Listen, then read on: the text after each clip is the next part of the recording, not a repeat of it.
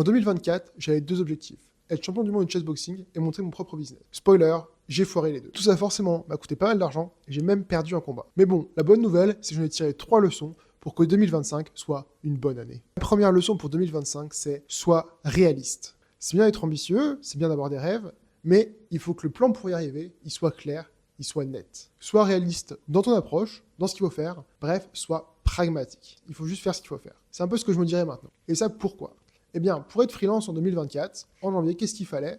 Il fallait un portfolio avec quelques applications, préparer quelques questions techniques, et surtout, le plus important, faire beaucoup de prospection. Et recommencer avec les questions, prospection, et ainsi de suite, jusqu'à temps de décrocher un emploi. Sauf qu'en fait, dès la première étape, j'ai pas fait ce qu'il fallait faire. Pierre étant discipliné, pas du tout. Ce que j'ai fait, c'est que je voulais faire des applications de A à Z plutôt que de les copier tout simplement sur d'autres. Pourquoi ? Je me dis, copier c'est pas bien, sûrement parce que j'arrivais pas à aller au-delà de ces blocages, de dire non mais si c'est pas de moi, 100%, voilà, ça va pas le faire. Mais tout ça, c'est de la merde. J'avais juste à prendre WhatsApp, Snapchat, Facebook, bon, peut-être des applications un peu plus simples, recopier quelques fonctionnalités principales et ça aurait fait le travail. Et après, ça aurait été que de la prospection. Mais forcément, à vouloir faire des applications de A à Z, à vouloir réinventer la roue alors que c'est pas ce qu'on te demande de faire en fait, j'ai juste fait des applications que je n'ai même pas finies, mais j'ai plein de morceaux d'applications, je dois avoir peut-être des milliers et des milliers de lignes de code qui juste font des applications qui fonctionnent mais qui ne sont pas finies. Et donc, j'ai beaucoup procrastiné la fin des applications parce que forcément, quand tu fais l'application toi-même, tu veux qu'elle soit parfaite.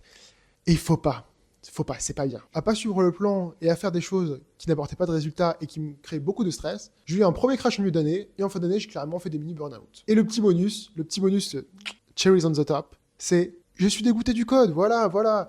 Après avoir fait quoi ? J'ai commencé le code à 17 ans, ça fait 7 ans que je fais du code, 8 ans que je fais du code, et aujourd'hui, en vrai, je suis un peu dégoûté. C'est un peu la mère constat. Forcément, à force de faire quelque chose qui n'apporte pas de résultats, c'est comme si tu allais la muscu tous les jours et que ton corps changeait pas. Forcément, ça te ferait chier au bout d'un moment. Moi, c'est pareil. Pour toi, t'éviter ces scénarios catastrophes, j'ai 2 questions pour toi. La première, quel est ton objectif et à quel point tu veux l'atteindre ? C'est-à-dire que c'est bien de se dire que je veux perdre du poids, mais déjà, on va être spécifique. Par exemple, je veux perdre 10 kilos. En combien de temps ? En 12 mois. Et maintenant, le pourquoi va être le plus important. Le pourquoi, c'est quoi ? C'est qu'est-ce que tu gagnes et surtout, qu'est-ce que tu as à perdre à ne pas y arriver ? Parce que notre cerveau, il marche beaucoup par la perte. Donc dans mon cas, si je gagne à l'atteindre, je sais que j'augmente beaucoup mes chances d'être champion du monde de chessboxing et d'arriver confortablement là-bas. J'augmente mes chances de ne plus avoir mal au genou et d'être en bonne santé. Et par contre, si j'y arrive pas, je vais devoir faire potentiellement un cut ou potentiellement des choses qui vont me faire beaucoup souffrir pour pouvoir participer au combat. Potentiellement, je vais pouvoir beaucoup m'entraîner parce que je vais avoir des problèmes de genoux que j'ai depuis longtemps. J'en ai marre d'être gros, donc j'en ai marre, voilà. Enfin, pas d'être gros, d'être lourd, selon précis quand même. Donc le but, c'est d'accumuler des raisons positives et négatives d'y arriver pour avoir un objectif que si tu n'y arrives pas, t'as vraiment le seum. Et une fois que tu as ces 2 questions-là, t'as fait que le début. T'as fait la partie limite la plus facile. La partie la plus concrète arrive. C'est quoi ? C'est le plan, l'organisation. Comment tu vas arriver ? Avoir un rêve, c'est bien. Avoir des objectifs, c'est mieux. Dans mon cas, l'objectif, c'est de perdre 10 kilos d'ici octobre. Une fois que tu as un objectif, c'est très bien. Maintenant, c'est quoi le plan ? Quelles sont les étapes ? Dans mon cas, je veux perdre 10 kilos d'ici octobre. Donc, dans un premier temps, on remet à plat toute l'alimentation pour essayer de comprendre c'est quoi mes besoins caloriques, dans quelles conditions je perds du poids, dans quelles conditions j'en prends. Et dans un deuxième temps, on va fixer des objectifs de poids mois par mois. Donc, le premier mois, l'objectif, c'est pas forcément de perdre du poids ou d'en gagner, mais d'essayer d'être stable.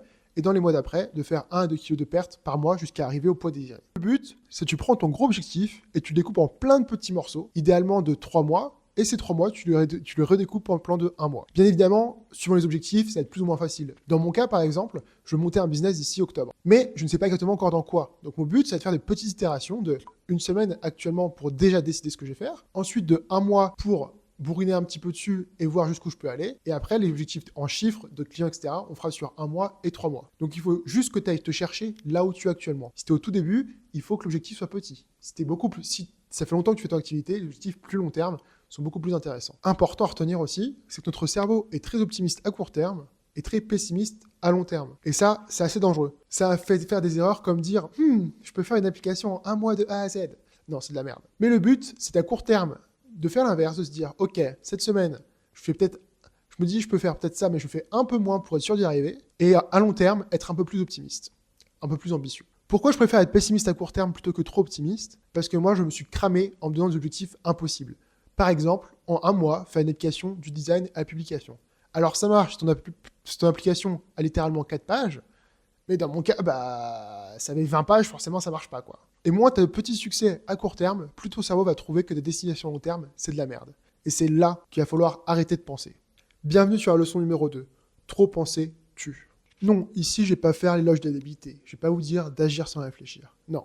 Je vais vous dire de vous méfier de vos pensées négatives, de toutes les pensées parasites qui viennent défoncer votre journée, votre mois, votre année, juste en étant insidieux. Je m'explique. À chaque fois qu'on arrive dans notre cerveau avec une pensée telle que « je vais pas y arriver, c'est trop dur pour moi, est-ce que je fais pour ça ?» Ça va consommer de l'énergie de la combattre. On va se dire, soit on va se laisser avoir, c'est-à-dire qu'on va se laisser influencer par ça et on va perdre confiance en soi et on va accumuler de la charge mentale, soit alors on va se battre et essayer de la défoncer pour se dire « non, je suis capable ». Et dans tous les cas, ça consomme de l'énergie. Et là n'est pas le but. Le but, c'est pas qu'on se demande à chaque fois « est-ce que je suis fait pour ça ? Est-ce que j'ai ce qu'il faut pour réussir ? Est-ce que mes clients vont être contents ? Est-ce que ma famille va être contente ?» Non, non. Le but, c'est juste qu'on ait l'espace mental de faire, de ne pas avoir à traiter toutes ces pensées. Et pour ça, j'ai pour vous 2 solutions. La première solution consiste à réguler tout ce qui entre dans votre cerveau. C'est-à-dire tout ce que vous consommez au quotidien comme données, ce que vous lisez, ce que vous écoutez, ce que vous regardez sur votre téléphone. Tout ça, et la qualité de ce que vous regardez, va influencer vos pensées.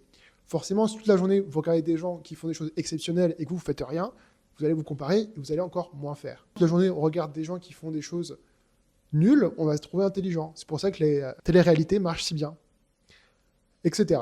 Donc c'est très important de contrôler la qualité de ce qu'on regarde. Une autre façon aussi, c'est à qui on parle. Par exemple, si j'appelle tous les jours mes parents et que tous les jours on me demande si j'ai des résultats, bah forcément, ça va me pousser à plus penser à court terme et pas à être à long terme. C'est hyper important de choisir qui et quoi vont rentrer dans votre tête. Parfois, on est un peu extrémiste sur ça et on se dit plus de vie sociale. Mais non, ça c'est une bêtise parce qu'on rentre aussi des émotions positives, on rentre plein de choses positives dans notre cerveau qui sont aussi hyper importantes. Une façon, par exemple, de faire l'inverse, de relâcher un peu de données, c'est de faire de la méditation. Alors, commencez pas directement à faire 20 minutes, vous allez vous faire chier, mais commencez par 1, 2, 5 minutes. Il y en a plein sur YouTube des méditations guidées pour commencer.